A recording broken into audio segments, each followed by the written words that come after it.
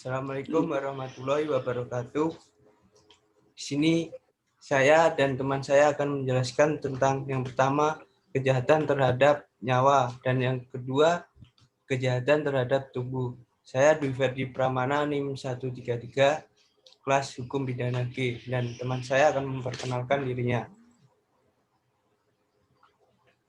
Nama saya Doni Setiawan dari kelas G NIM 116 dan kali ini teman saya akan menjelaskan terlebih dahulu tentang bagian-bagian kita yang sudah dibagi dari awal.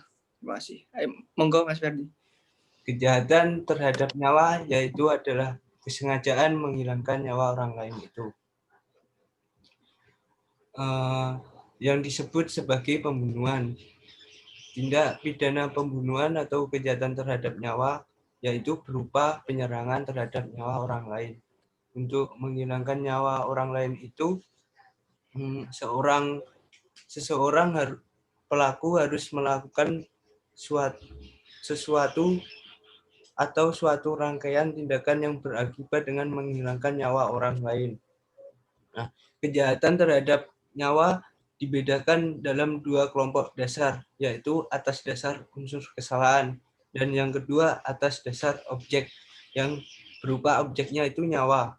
Nah, atas dasar unsur kesalahan juga dibedakan dalam dua hal, yaitu kejahatan terhadap nyawa yang dilakukan dengan sengaja. Yang kedua, kejahatan terhadap nyawa yang dilakukan karena kelalaian. Sedangkan atas dasar objeknya, maka kejahatan terhadap nyawa dengan sengaja dibedakan tiga.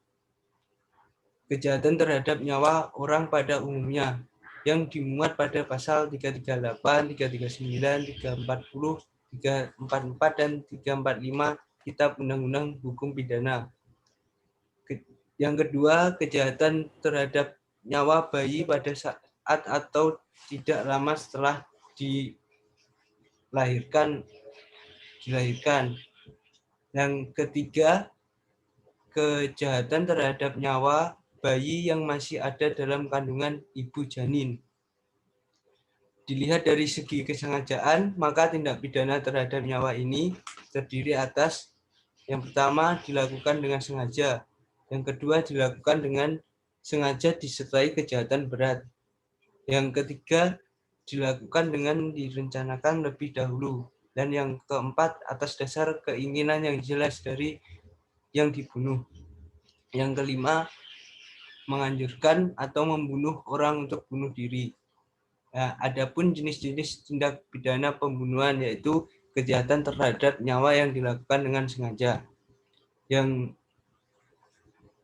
itu adalah pembunuhan biasa dalam bentuk pokok yang dianut pada pasal 338 Kitab Undang Hukum Pidana yang berbunyi barang siapa yang dengan sengaja menghilangkan nyawa orang lain dipidana karena pembunuhan dengan pidana penjara paling lama 15 tahun penjara. Unsur objektif dari pasal itu yaitu yang pertama adalah perbuatan menghilangkan nyawa dan yang kedua objeknya yaitu nyawa orang lain. Dan unsur subjektifnya dilakukan dengan sengaja. Dalam materi kejahatan terhadap nyawa ada juga kejahatan terhadap kejahatan terhadap kandungan atau pengguguran bayi. Nah, kejahatan terhadap kandungan atau pembunuhan bayi yang dilakukan dengan berencana dimuat pada pasal 341 Kitab Undang-Undang Hukum Pidana yang berbunyi seorang ibu yang karena takut akan ketahuan melahirkan bayinya pada saat bayi dilahirkan atau tidak lama kemudian dengan sengaja menghilangkan nyawa anaknya pidana karena membunuh bayinya sendiri dengan pidana penjara paling lama 7 tahun penjara.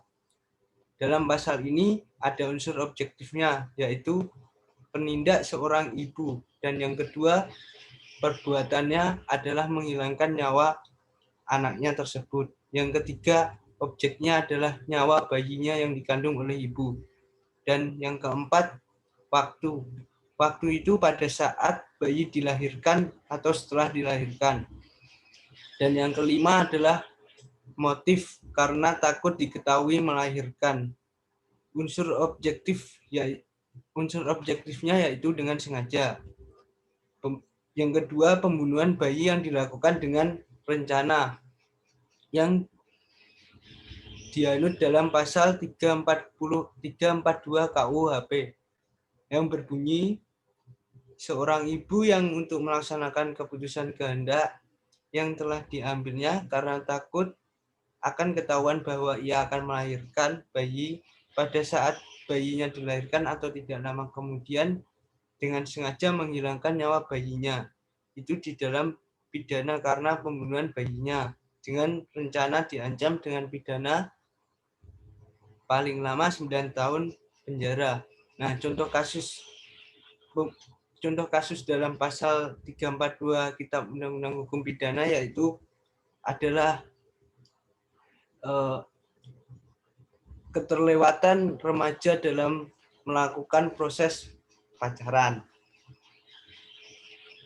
Unsur objektif dari pasal 342 yaitu penindaknya adalah seorang ibu yang mengandung bayinya. Perbuatannya adalah menghilangkan nyawa bayinya. Dan objek dari pasal ini adalah nyawa bayinya. Dan waktunya pada saat bayi dilahirkan atau tidak lama setelah bayi dilahirkan. Motifnya yaitu karena takut akan diketahui melahirkan bayinya karena melakukan bisa disebut perzinahan. Unsur subjektifnya adalah dengan sengaja. Nah, pembunuhan yang ketiga, pembunuhan atas permintaan korban yang disebut dalam pasal 334 Kitab Undang-Undang Hukum Pidana yang berbunyi barang siapa menghilangkan nyawa orang lain atas permintaan orang itu sendiri yang jelas dinyatakan dengan sesungguh hati dipidana dengan pidana penjara paling lama 12 tahun penjara. Unsur objektif dari pasal ini yaitu merupakan perbuatannya yang menghilangkan nyawa seorang bayi tersebut. Dan yang kedua adalah objek dari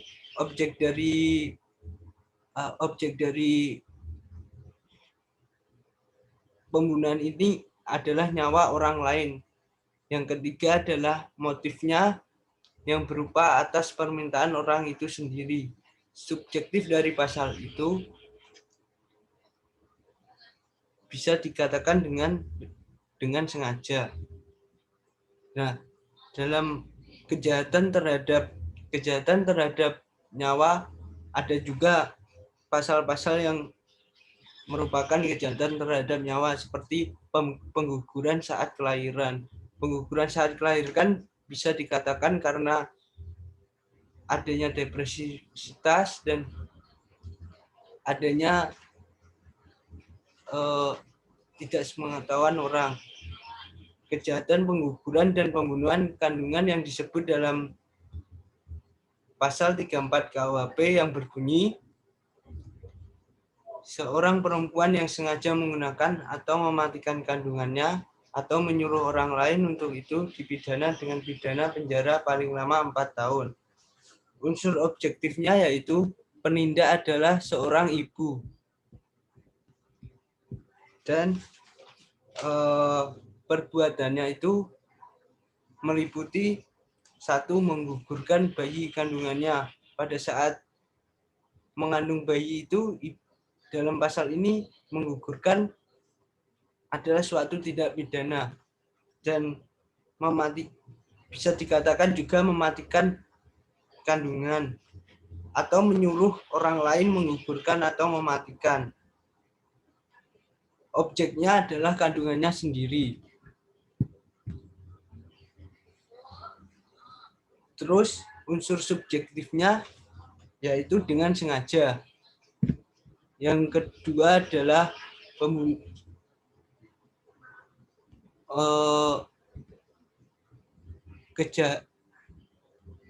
pembunuhan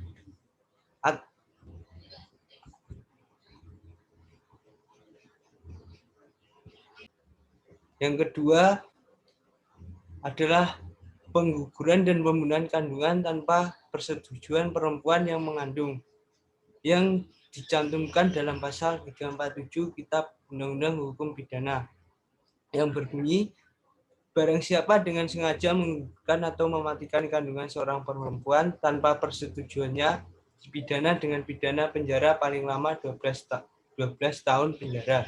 Nah, dalam pasal ini ada unsur objektif dan subjektifnya.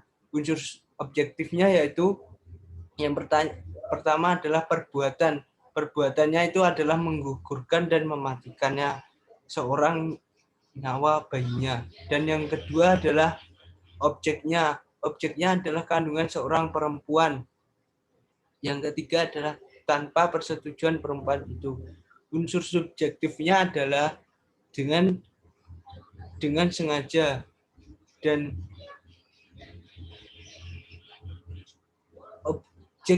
objeknya yaitu kandungan seorang perempuannya.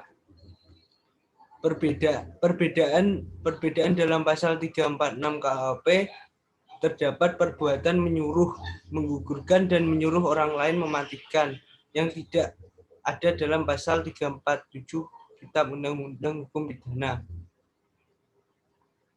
Pada pasal 347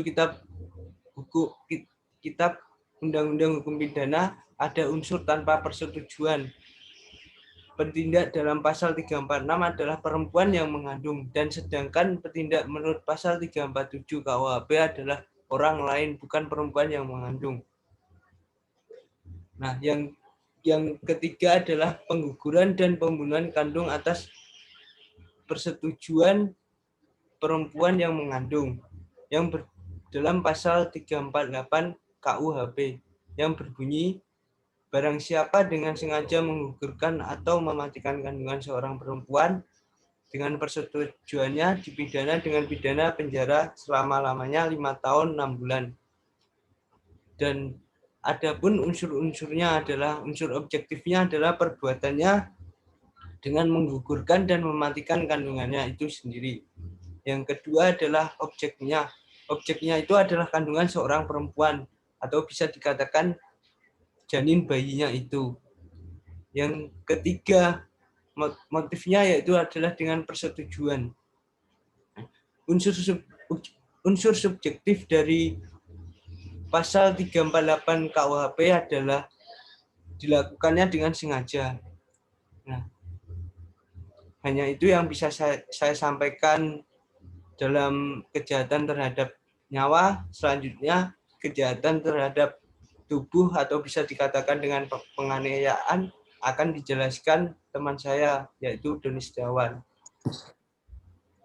Ya, kali ini saya akan melanjutkan tentang pembahasan topik tersebut. Ini saya akan membahas tentang kejahatan terhadap tubuh.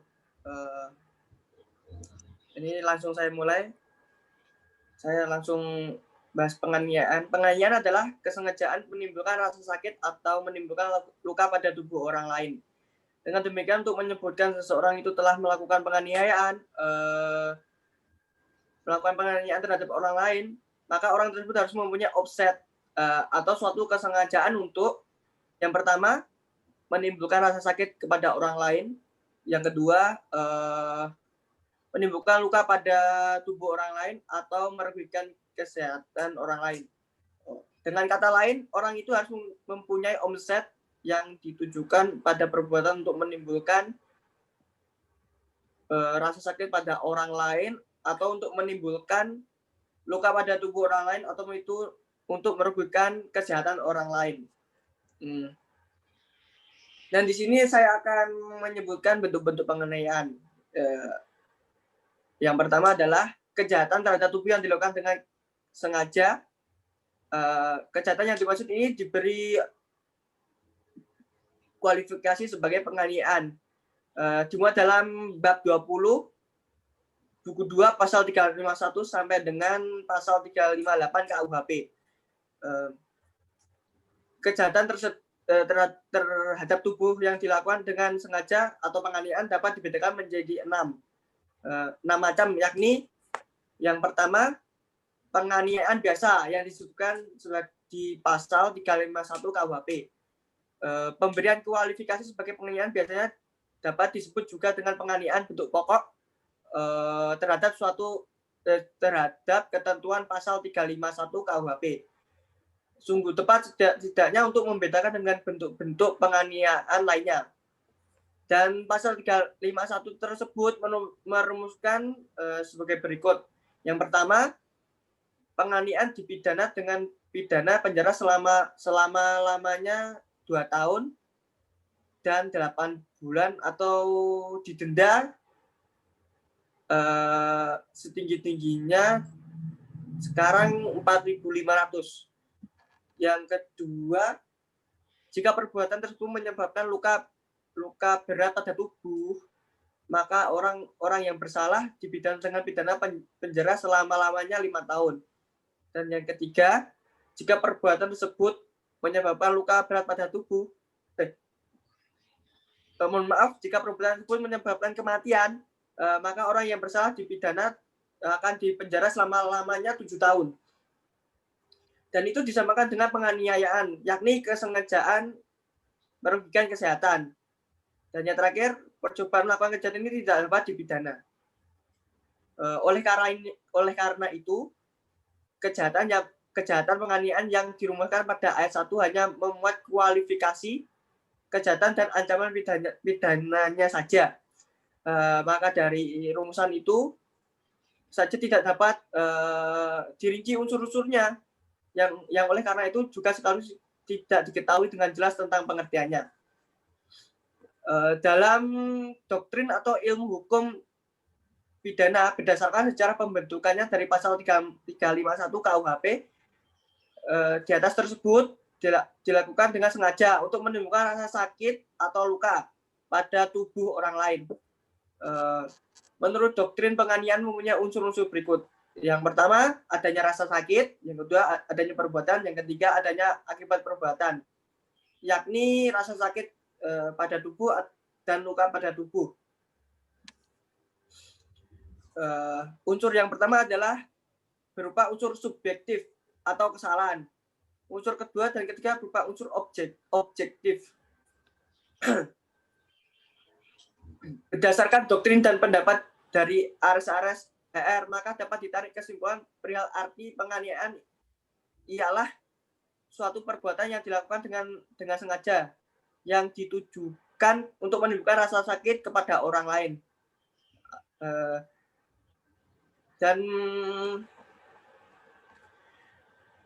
pengertian seperti itu baru saja disebutkan atas, itulah yang banyak dianut dalam praktek hukum. Selama ini dari pengertian itu, maka penganiayaan mempunyai unsur-unsur sebagai berikut.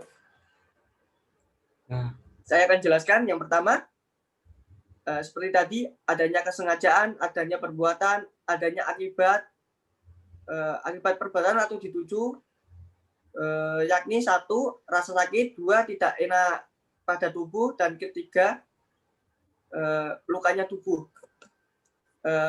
Yang keempat, akibat mana menjadi tujuan satu-satunya. Kelima, penganiayaan ringan disebutkan pada pasal 352 KUHP.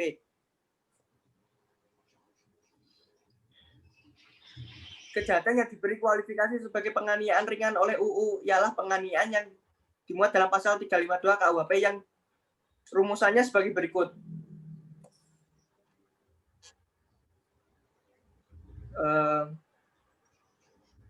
Stop sih, Per. Ya, tadi mohon maaf ada kendala sinyal. Saya akan melanjutkan tentang yang saya bahas tadi. Dimuat dalam pasal 352 KUHP yang rumusannya sebagai berikut. Kecuali yang tersebut dalam pasal 353 dan 356, maka penganiayaan yang dapat menimbulkan penyakit atau halangan untuk menjalankan pekerjaan jabatan atau pencaharian dipidana sebagai penganiayaan ringan dan dipidana penjara paling lama 3 bulan atau pidana denda paling banyak 4.500 seperti yang di atas tadi. Dan yang kedua, pidana dapat ditambahkan sepertiga bagi orang yang melakukan kejahatan itu terhadap orang yang bekerja padanya atau menjadi bawahannya. Penganiayaan bentuk ringan tidak terdapat dalam WVS Belanda dengan dibentuknya penganiayaan ringan ke dalam KUHP kita telah sebagai perkecualian dari asas concordante. Dalam rumusan di atas terdapat ketentuan yakni mengenai batasan dari ancaman pidana bagi penganiayaan ringan. 2. Alasan pemberatan pidana pada penganiayaan ringan. Dan batasan penganiayaan ringan adalah penganiayaan yang bukan berupa penganiayaan berencana yang ada di pasal 353 KUHP. Dan kedua, bukan penganiayaan yang dilakukan 1. terhadap ibu atau bapaknya yang sah atau istri atau anaknya. Kedua, terhadap pegawai negeri yang sedang dan atau karena menjalankan tugasnya yang sah. Dan ketiga, dengan memasukkan bahan yang berbahaya bagi nyawa untuk dimakan atau diminum yang memuat dalam pasal 356 KUHP. Itu mungkin sekian dari saya. Bila kurang lengkap, bisa cek di browser atau di alat media lainnya. Ya, Ferdi. Wassalam. Ini yang bisa saya sampaikan dan teman saya sampaikan. Bila ada salah, mohon maaf. Bila ada salah kata yang kurang meyakinkan, mohon maaf. Di sini kami juga belajar tentang bagaimana sih kejahatan terhadap nyawa dan kejahatan terhadap tubuh. Untuk kurang lebihnya ada banyak referensi dari Kitab Undang-Undang Hukum di dalam KUHP. Dan wassalamualaikum warahmatullahi wabarakatuh.